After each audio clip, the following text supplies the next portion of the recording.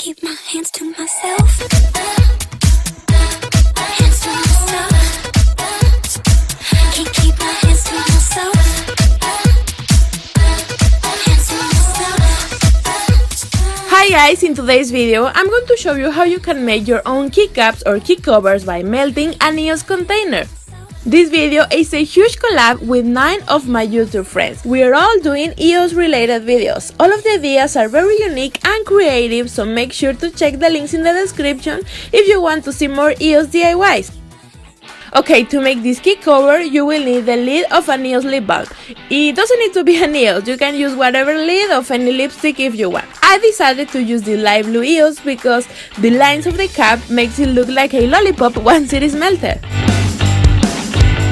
And obviously you will need the key you want to cover. Place the key of your choice on a baking tray and then put over the key the lid of the EOS. Just make sure you don't pass this line that I'm showing here or your key isn't going to work.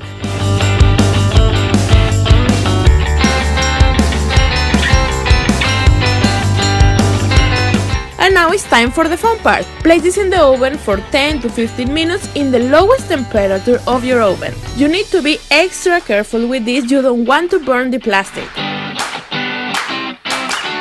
Wait for it to be completely cooled down, and now it's time to make it perfect. Use some scissors and a nail file to remove the rough edges of the plastic like I'm doing here.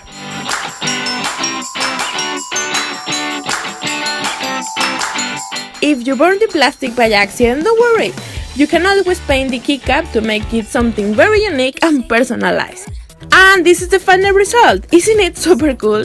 I haven't seen anything like this before and I really love how it turned out. Don't forget to check my friends' videos if you want to see more EOS DIYs. I love you guys so much. Please subscribe if you aren't already and I will see you in my next video.